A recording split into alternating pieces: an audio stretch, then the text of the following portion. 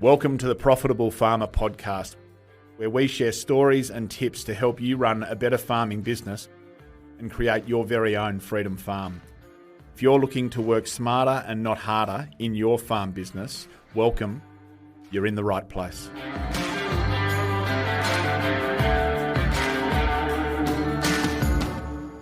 G'day and welcome everyone to Profitable Farmer podcast. I hope this finds you incredibly well. In this podcast, I'm delighted to interview Sarah Crossthwaite.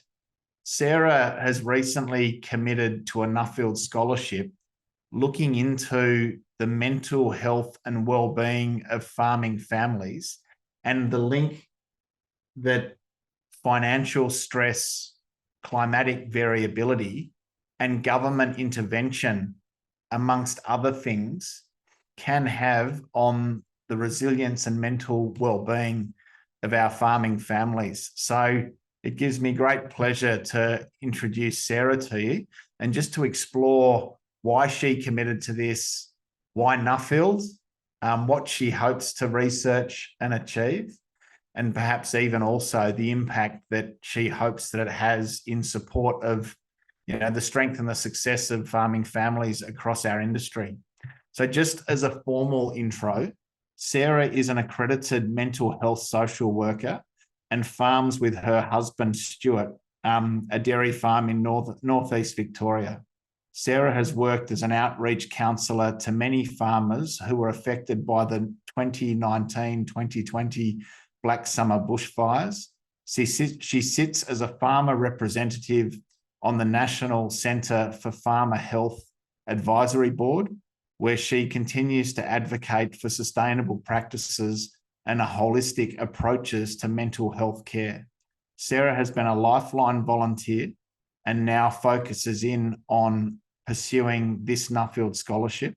Sarah's research and advocacy focuses on farmers' mental health and well-being, and in a step towards bridging the gap between mental health support and rural communities, Sarah has recently launched her own counselling service tailored specifically for farmers, their families, and farm workers.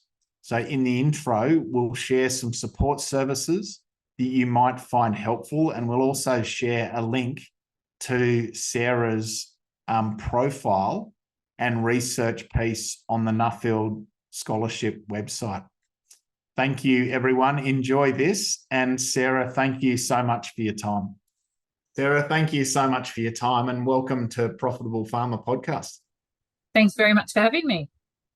Sarah, perhaps just to kick us off, would you mind just sharing your connection to farming and perhaps where you and Stuart find yourselves with your family now? Absolutely. Well, I lived in Melbourne until I was about 10. And then moved up to Deniliquin with my family. When I was young, we bought a small sheep farm just out of Denny, and that was the rest of my sort of childhood, adolescent time was spent there. And then I spent a lot of time around Denny in my early 20s, working sort of in and around ag. And then fast forward, I met my husband, who was living and working in Warrnambool at the time. We had a couple of years down there and then decided to get married and moved back to his family farm. He's fifth generation on a dairy farm. And we now live in the beautiful Kiewa Valley in northeast Victoria. Amazing. And how do you describe the farm that you have and the lifestyle that you and your family enjoy now? I describe it pretty great. I think we are very lucky. We live predominantly, it's green all year round. We're very fortunate. We have very good, reliable irrigation out of the Kiewa River. So even when it is hot and dry, I get to look over green paddocks, which is very nice. We're close to Albury-Wodonga. We're close to Falls Creek. So I get to, enjoy some skiing in the winter and not too far from major services. But we have a beautiful valley and a really great community. So that's fantastic. It's nice to be back on a farm with so much family kind of history. And we love it. I love the mountains, love Deniliquin, but I have to say I love mountains more. So this is pretty good. Perfect. And Sarah, how did you stumble upon and launch into a career in social work and counselling? Good question. Well, I've always kind of loved agriculture and that side of it, but I love people and I love stories. For those that may have known my father, he was a very good storyteller. So I got very good at listening. And while I enjoy the dairy farm side of it, when our youngest Otto was starting school, I thought, I don't know if I really want to milk cows and feed calves every day for the rest of my life. And Stuart's really supportive. So I took myself off to uni in Wodonga at La Trobe and did a Master of Social Work, and have been working in that ever since. And yeah, I've been very fortunate to have a university close by where I was able to do that, and a supportive family that let me do that, and a farm and a business that was able to support that dream and passion. What do you reflect on as some of your highlights on that journey, Sarah? Oh, gee, that's an interesting question. I'm flashing back lots of lowlights of, writing essays and all the hard yards, but I think the highlights really were learning so much more about human development and mindset, and understanding trauma and histories of people's lives and how that can impact the present, the past, and the future.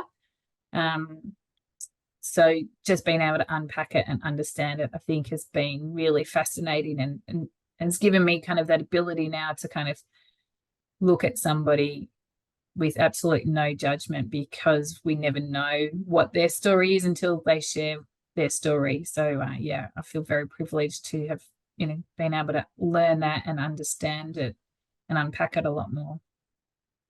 I think you supported people through the Victorian bushfires years ago. Yeah. How was that experience, and how did that play out for you? Yeah, so that was the 2019 2020 bushfires. And yeah, that was pretty significant. It touched a lot of people in the Upper Murray and the Northeast, people that were affected by their properties, but also, a lot of CFA members that went out to respond. So it had a huge effect over the whole community. I feel I was in a very privileged seat to be able to work with some amazing people who had been through a lot of adversity, and were still prepared to get up every day and keep going, looking after their animals, looking after their land, and rebuilding. And they had, multiple challenges, because as you would remember, we had the fires, and then very quickly a pandemic hit. So a lot of services, had to pull out because of COVID, but we were fortunate enough that we were seen as essential services. So I got to continue doing face-to-face service with some, amazing people. But yeah, it was a challenging but very rewarding time. Sarah, you and I touched on that term resilience. Are you Yes. okay to speak to how you reflect on, I guess, how you see farming individuals and farming families, and what they're capable of achieving? Yeah, I smile with the word resilience, because it's, it's an important word, but we hear it a lot, and I think it gets banned, thrown around probably a bit too much for my liking. I'm yet to meet a farmer that isn't resilient, or somebody that works on the land or is connected to it. So telling people to be more resilient, I think, is really insulting.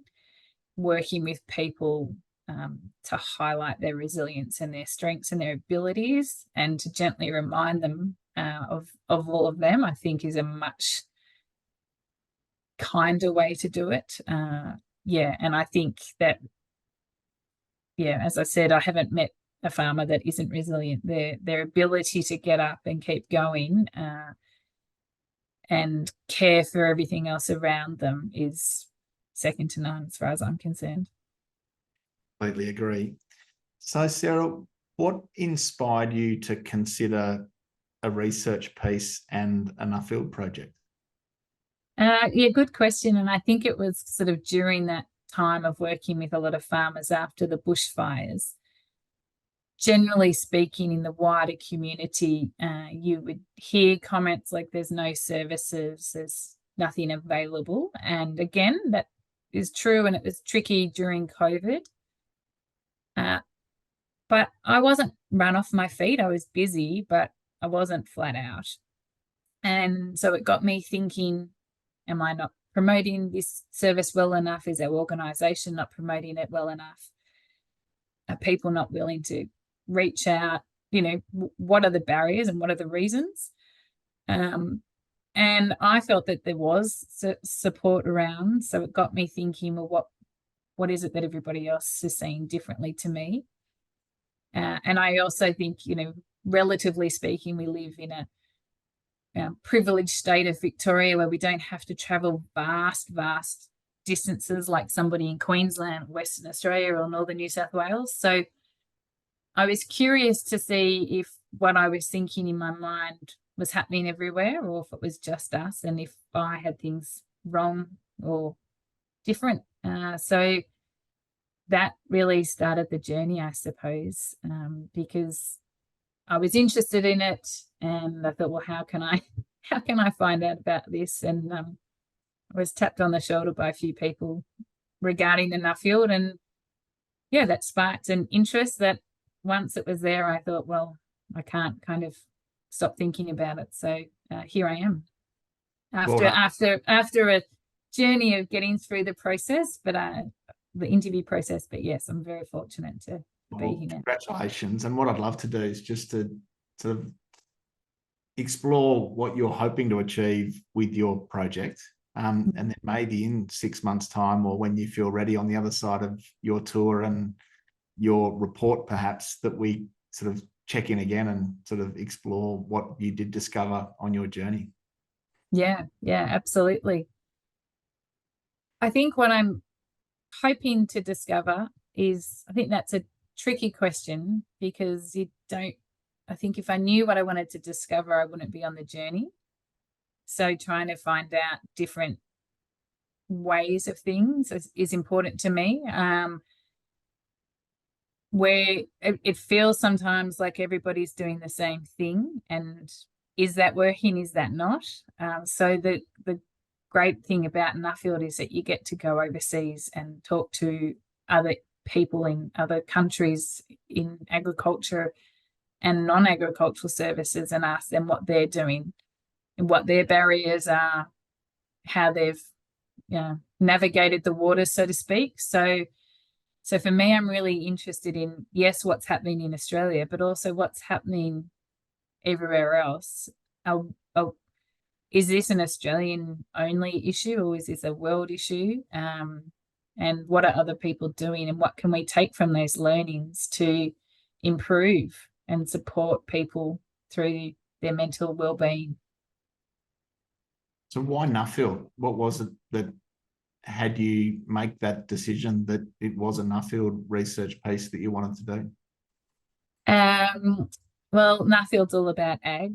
So even though my Nuffield friends will be laughing if they listen to this, because I say I'm more about health science than ag science, but I understand agriculture. I've been around it, nearly my whole life. So I feel like I can relate to people. My core passion and my drive for my work is to predominantly work with farmers and people in agriculture. So that's my market, I suppose. So I want to understand as much as I can about people in agriculture. And as I said, Nuffield is an international scholarship. So I have networks, connections, doors have been open for me that I've been knocking on for many years. And now they open very, very quickly. So yeah, why not? Perfect. Well done. So Sarah, there will be some people who are thinking about a Nuffield and wanting to explore that for them. What has the process been for you to this point? And then perhaps we can explore what it's going to look like for you over your next 6 or 12 months. But what has been the process for you since you made the decision to apply? Well, the biggest process was really to have a good research topic to really understand what it was that I wanted to inquire about. Obviously, then you go through the application process. There's a state interview, which, that in itself is an experience. I hadn't sat really in front of a panel of, I think it was 10 or 12 people. So that was challenging, but exciting. You make it hopefully through that round, and then you go to the nationals, and again, another, interview. But then at the nationals, you get a very nice dinner where you get to meet amazing other people that are applying for the same or for other scholarships. So that networking starts very early on, and that was lovely. You don't feel alone. Then I got the award, or was awarded it. So we go to the conference where you're awarded. You meet scholars from the previous years, and you hear recent scholars present their report. So it gives you that understanding of, okay, well, this is going to be me in 18 months' time. I went on a contemporary scholars conference to Canada. That was a 10-day conference, and that's where they bring all the scholars from around the world that have got a Nuffield Scholarship together. And you're in a room, with like-minded people. They're challenging you, they're pushing you, they're long days, but there's an energy about it that's really exciting, and you meet amazing people, some that I'm about to go and stay with over the next 2 months. I've also been on a global focus tour last year with 11 other scholars, where we went to Argentina, Ireland, France, and Poland, and that was all looking at all sorts of different agriculture, and again opened my eyes to things that I never think I'd see. So that was really amazing. And again, you build great friendships with those 11 other scholars. And yeah, then I've done a lot of my individual research. So I've been to other countries, Canada, New Zealand. I'm about to head to the UK, Germany, Netherlands, Italy, and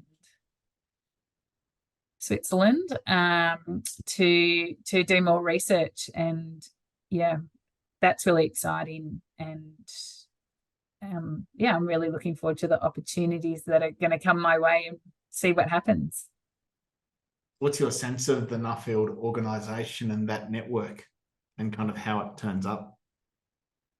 I think it's fantastic. I think it feels like a very big family, a very supportive family. And I know, I've been emailing Carol this week, one of the lovely ladies who sort of does a lot of the admin and behind the scenes stuff, and getting very quick answers and a lot of support. So I also love that you can pick up the phone or send an email to any Nuffield scholar in Australia or across the world and touch base. And every person I've connected with has said, not only, yes, I can help, but I can also give you a bed for the night, or how about I organise this tour, or how about I do that as well. So just the generosity that you get from the network is fantastic. And not only for me, I've taken my family with me, and they've been very supportive to all of us. So it's lovely. And we've opened our doors and had visitors here, which is equally as exciting. Thanks, Sarah. So can you explain your project, what it is focusing in on, and perhaps where you're up to in that research so far? Yeah. So my topic is broadly looking at mental health and wellbeing in farming communities, and where it ends up will be different to where it starts. Initially, I somewhat naively felt this massive responsibility that I had to solve the mental health crisis of regional Australia. I've worked out pretty quickly that I'm not going to be able to do that. But what I have sort of done or really looked at is there's a lot of literature, in journal articles, academic articles, but also if you look at general reports and surveys that come out, there's some key themes that we keep hearing about, and they're usually around financial stress, unpredictable weather, and changes in changes in government rules, regulations, and what that impact will then have on farmers. So they're the kind of the themes that I've been looking at, or that you hear about, but then it got me thinking more and more about them. So then I've kind of got interested in mental health promotion, service delivery, and then really become quite interested in the financial literacy, which links back to that kind of common theme. So far I've been talking to, multiple people around mental health promotion, service delivery, financial literacy, what's in our control and what's not in our control, and trying to understand what are the major issues and what are the major links and what are the major ways that we can support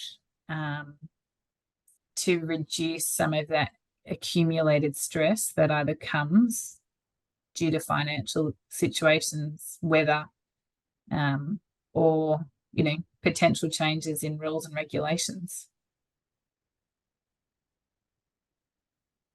And so how far through, you mentioned that you've been to New Zealand and you've done some touring around Australia and had one or two other trips. How far into this are you, and what's next for you over the next sort of 6 and 12 months? Yeah, well, yes. So I've been to Canada and a few other trips overseas in New Zealand. And the trip that I'm about to do, I was meant to do last year, but we had the family issue that meant that I had to postpone that. So I'm doing this trip quite late towards the end. So this will be a big trip with meeting a lot of people, and then I will come back and lock myself in a dark room with no distractions and write a report, sort of summarising and putting all of my case studies and findings together. And then that needs to be written by the end of July, and then I present that at the Nuffield conference in Launceston in September. Right, so the deadlines are arriving. The deadline is arriving, Jeremy. Yes, a lot quicker than I thought, but that's good. So it's giving me a lot of time and space to interview and talk to a vast array of people. But now it's time to pull it out of the many notebooks and get it down onto paper, which will be fun. So we talk with our members about, yes, there are things that are outside of our control in this game, price and yield, and as you say, government intervention, etc., but that there is so much that we can control. And one of the things that we can control is the strength of our financial acumen and our ability to understand our numbers and then analyse sort of key decisions or key changes that we're making. Do you have any sort of broad insights about the importance of good financial literacy and how it can help people's mental well-being and mental health? What I have found, I spent a lot of time with a lady in Canada, and they're doing a lot of work around that financial literacy and understanding your numbers. And their approach to kind of farmer mental health is really to take the mental health side out of it and really focus on the financial literacy and understanding. Generally speaking, we know that majority of farmers are kind of, over 45, 50, 60, maybe have finished school but don't have a higher education, don't have a great understanding around the finances, maybe took over the books from their father or mother-in-law. So they might be very good at growing grass, producing milk, food, fiber, or fodder, but don't really have that understanding around the financial literacy. So when people that I've interviewed who were maybe at that end of the spectrum, so to speak, who have gone on and taken the time to learn about their business, more so than just, doing the admin side of it, but knowing their benchmarking and their numbers, and then have had a adverse event happen to them. Yes, it's stressful, absolutely, because that's life and we're never not going to have stresses. But because they've been able to know their numbers and they've been able to build some sort of business plan when things were okay, they're able to respond to that pressure in a more positive way. So that it's still going to be stressful for them, it's still going to be difficult, but they have noticed that they don't do the bad habits that they might have done once before, that they can deal with it and they can move through it a lot quicker. And all things that might have once been really stressful and caused a lot of stress in their life now is kind of like a blimp on the radar. They deal with it better. So that then means that they have better relationships with their family and friends, and they're able to move forward. So I think that's really interesting. And in New Zealand, there's a lot of different stuff going on there, but they're also doing a lot of work where an organisation's got a number of retired accountants and financial advisors that are coming in and actually sitting down and giving some farmers kind of some one-on-one support and education around financial literacy and understanding it so that people can make better decisions. What else are you seeing in this space overseas? You mentioned Canada and other parts of the world. Have you seen some other examples of communities really focusing in on this and doing it well? No, is the honest truth. Not so far, but as I said, I'm excited to be going to the UK and the Netherlands. So there's a bit of stuff happening there. There's but I can probably tell you more once I've been back. Like I can, I know a little bit, but I suspect I'll know a lot more in another month or two. And what's your comment on Australian farmers and our strength in financial literacy? I know it's a broad question and some people are all over it and really strong on this. But I guess what we see is that there are a lot of farmers, as you say, that haven't been to ag college or haven't been to uni or haven't sort of studied this stuff, and they inherit the books and the accounts and don't really have a good level of mastery in this area. Do you have a comment on the strength or otherwise of this in our industry?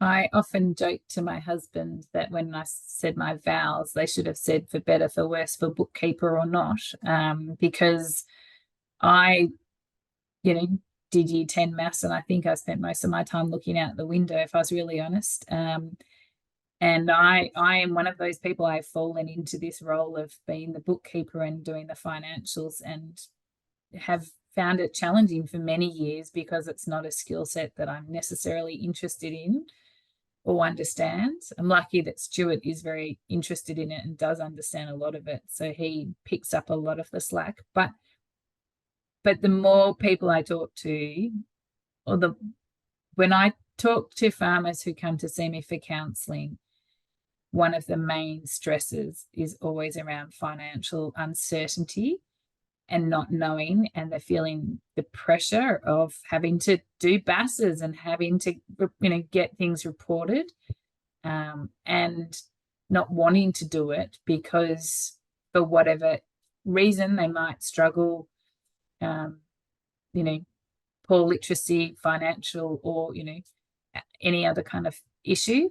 So I think you're right that there are more and more people younger. I really look at the younger kind of generation and think we've really got agriculture well set up. We're going to be fine as a country.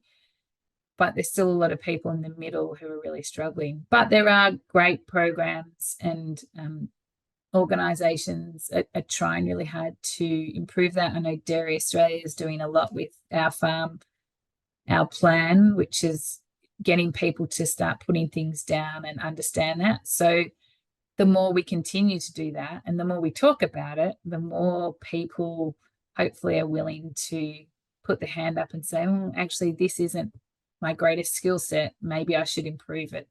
So, Sarah, we talk about financial literacy and farmers needing to skill up around their numbers. And I'm absolutely, and I think FOA as a team, we're big on this. We completely think that that's a priority to help farming families feel like they're in control and making really strong decisions that support their sense of self and their success.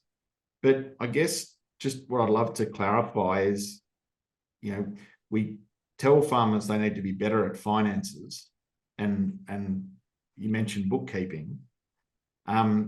I can imagine that farmer who goes into the office to do that and then gets lost in data entry and compliance and BAS and, all that probably feels worse for going into the office rather than better. Are we actually wanting them to do that? Or do you think that is something that we should be potentially delegating to a bookkeeper so that our farming or farm business owners can focus in on meaningful budgeting, meaningful benchmarking, analysing decisions and using those skills or learning those skills to actually take a leadership role in how they move forward?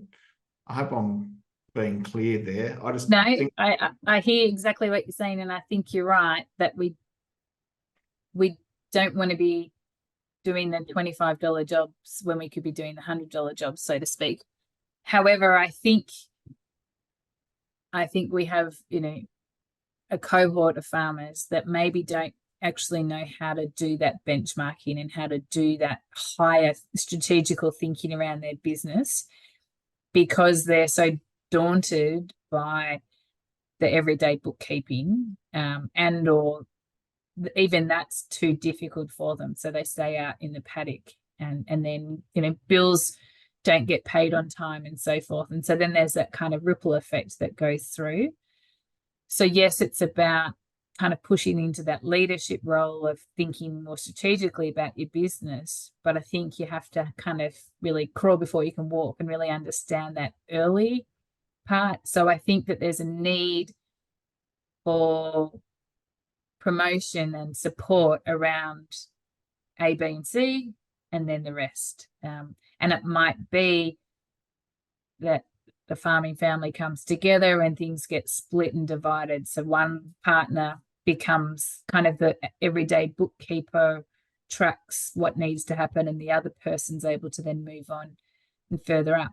And or yes, I think if people can bring bookkeepers in admin roles. I know I was talking to a farmer in Ireland who told me, he needs another dairy hand, but what he really needs is somebody to be sitting in the office helping doing all the paperwork because there's so many rules and compliances and forms that need to be filled out in the EU now that's a whole other task and a skill set that he doesn't have the time or the energy to do.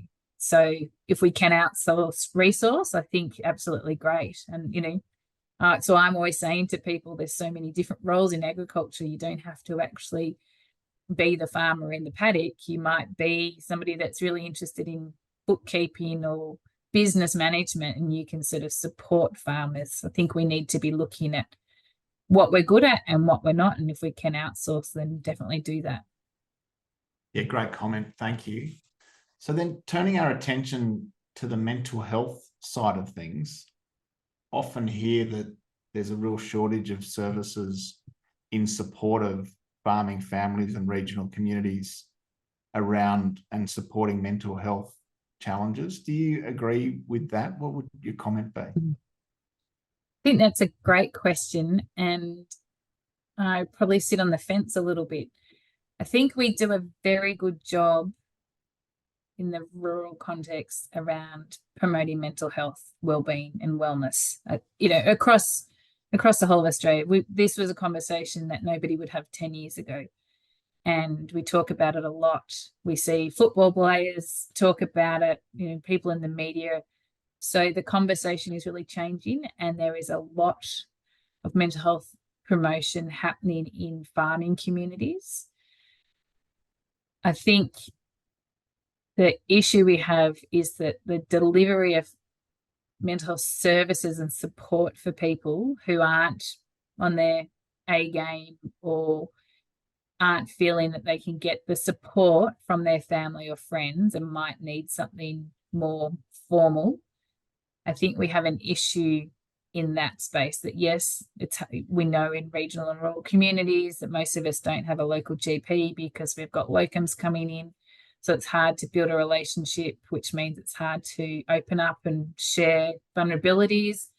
We know we don't have a psychologist or mental health social worker on every corner. So there are barriers, but there are also other things that are happening in this space that can support people. So telehealth has become a big thing. So because farmers are resilient and adaptable, we as service providers and clinicians need to be thinking differently on the way that we deliver mental health services and support. If COVID taught us one thing, it taught us how to all pretty much do Zoom. Whether you're doing it for a meeting or it was to say hi to the grandkids, in Melbourne or wherever, most of us now, we might not all be comfortable with it, but we can have a conversation the way that we once wouldn't have done. So we've adapted to moving with technology and delivery of programs and services. So I would like to see a better emphasis when people do mental health promotion to really talking about what services are available in your local community rather than in a national community. There's definitely national services like TACs, like Rural Health Connect, Rural Aid that can support farmers, but there are also in communities, smaller regional communities, there are health services. It's about promoting them in your area. And for me, when people do mental health promotion, I'd love to see them really sort of at the end of it saying, in your local area, you have A, B, and C. Or you don't, unfortunately, have any services, but these are services that are available with a rural connection, a rural understanding, a rural lens, because we know that farmers want to talk to people that understand agriculture. They don't want to talk to somebody that's never stepped in a paddock. So those things are available.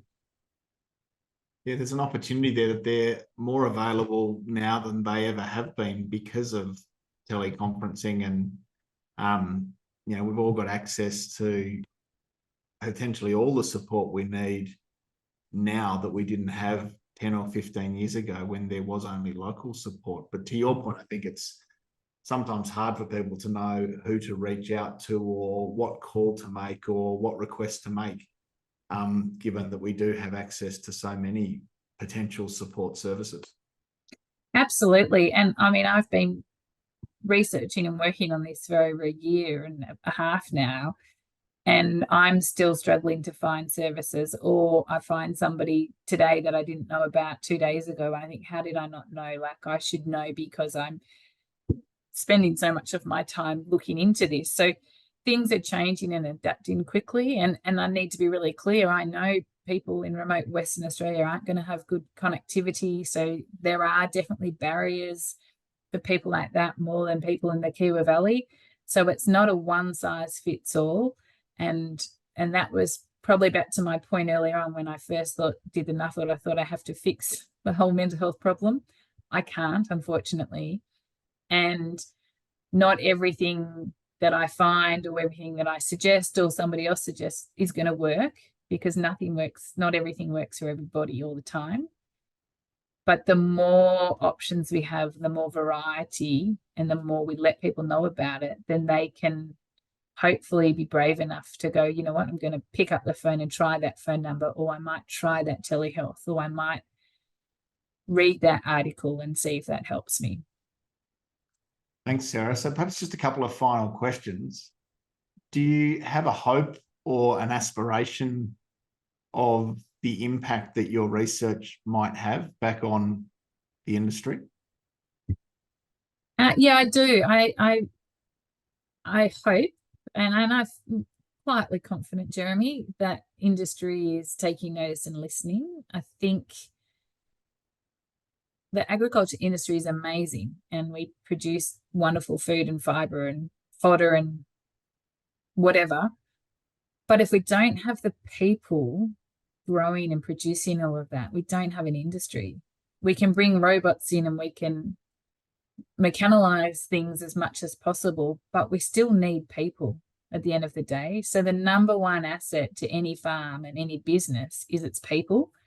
So to me, the agriculture industry, whether it be the dairy industry or the meat and livestock or whatever, they need to be going, how is it that we can support the people who are helping us to produce all of this food and fiber so that we will continue to prosper in this industry? So once we can get those connections and that thought process, and I think it is happening, there's some really great stuff happening in the grain industry, in the dairy industry. There is stuff happening. The more we talk about it and the more support and the more collaboration, I think if we can sort of stop working in silos and work collaboratively, then it's not only better for the individual farmer, but it's better for the whole of the agriculture sector and then the whole of Australia and, you know, everybody. So that's got to be good, doesn't it? It's really important work, Sarah. And yeah, I can only imagine that on the other side of this research, and as you sort of come to your final findings, that it will have an impact as you just described. So well done. Thank you. So Sarah, just asking you to put your therapist hat on for a moment. If anyone listening feels like they're not on their A game, or if there's someone that they see in their family or in their team or in their community that they feel is not on their A game, what would you have them do? That's a great question. And it's different for everyone. But if it's a family member noticing it, I would actually gently point out what you've noticed. I've noticed that you're not connecting with the family. I noticed that you seem to be tired. I noticed that you're coming in later than usual. I noticed that you're drinking a few more beers than what's normal. I noticed that you're not connecting with your friends, and I'm concerned about that. How can I help? What can I help with? So asking that, when you give people permission to know that that doesn't make sense. When people have the permission to speak because they feel that they've been seen, they might open up, they might close down. That's the gamble. But if we say nothing, if we notice it but we don't acknowledge it, we can't help. So it's about trying to show people that you notice that something's not right, because it plants the seed. It might take them a little bit longer to open up to you, but generally they will. And if you're a person who might be feeling all of the things that I just described, it is about finding somebody, and that can actually be harder than we think, because often we say, talk to a mate, talk to your partner. Now, I can't tell you how many times I've spoken with farmers, people in rural lives who go, I don't want to talk to my mate because my mate's my next door neighbour and he's going through the same thing. Or if I talk to him, then it all becomes about him and I feel worse, or I don't feel heard. Sometimes we don't want to talk to our partner because we don't want to put the burden on them. Even though it's not a burden, it can feel like a burden. So if you're feeling like that and you feel like you can't talk to anybody in your close circle, that's okay. And it's okay to acknowledge that. But the next step is to be brave enough to say, I need to now talk to somebody else and I need to reach out. And there are services, maybe we can put a link in the show notes or whatever at the end, but there are services like TX, this is a conversation starter, where they have counsellors that you can talk to on telehealth or over the phone, or you can text them. There are other services like Rural Health Connect, where you can connect with psychologists. There's also Rural Aid. There are psychologists online. There are different services. So it's about kind of being brave enough to move forward. There's a saying, and I don't know who said it, but it's the fear that you face will leave you, but the fear that you run from will always follow you. So it's about sort of saying, I don't feel right, this isn't good for me. Do I want to keep my head in the sand and soldier on? Or do I actually want to unburden myself and get some support?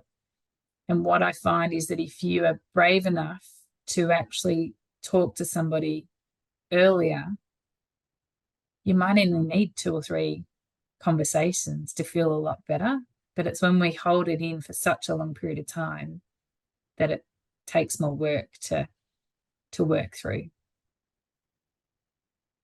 Does Thanks, that make sense? Just an extension of that. I remember in a previous conversation that you mentioned that you have had and have dyslexia. I just find it amazing that you're leaning into a really intricate research piece, and no doubt there's a significant report written or otherwise at the end of that.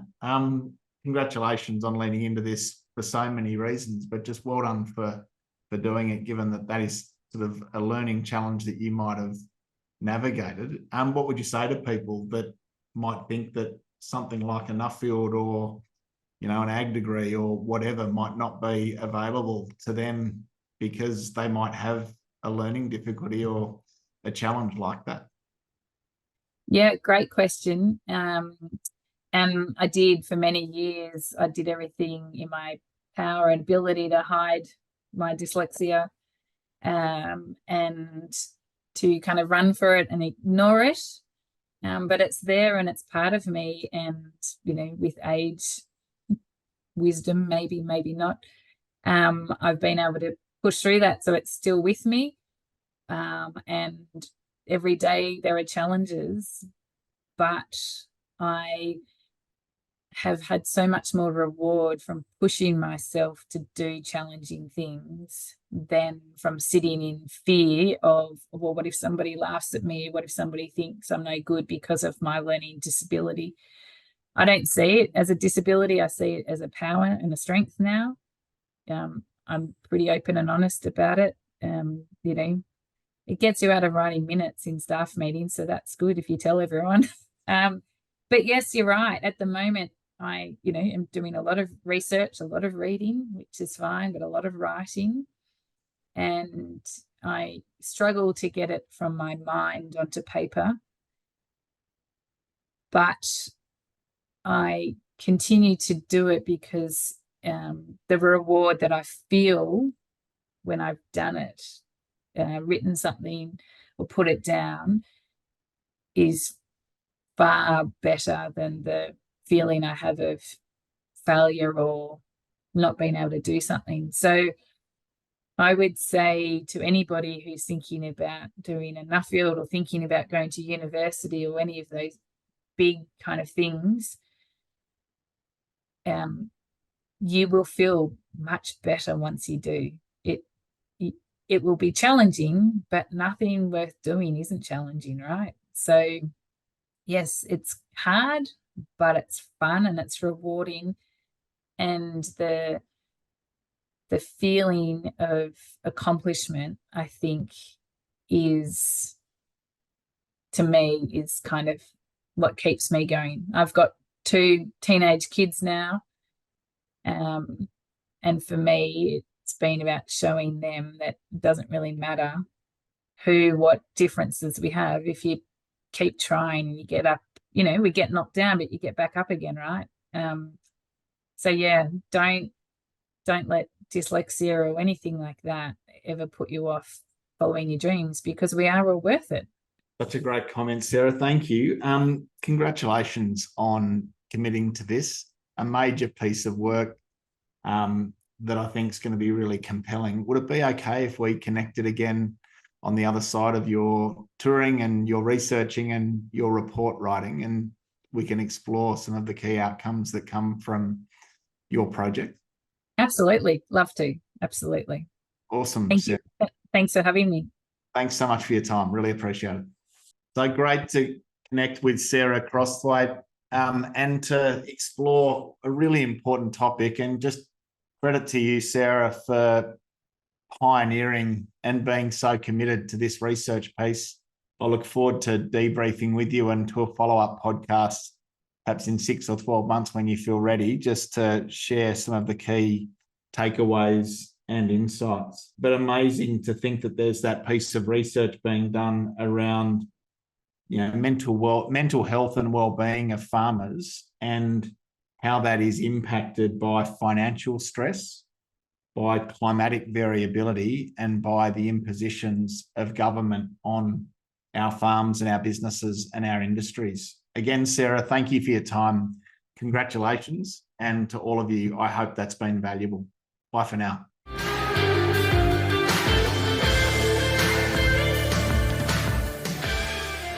Thanks for listening to another episode of the Profitable Farmer podcast by Farm Owners Academy. If you're new to this show, be sure to follow us. If you've been a long-time listener, let your friends know about us, or come continue the conversation in the Profitable Farmer Facebook group. All the best as you grow your business and create your freedom farm. Until next time, keep being incredible.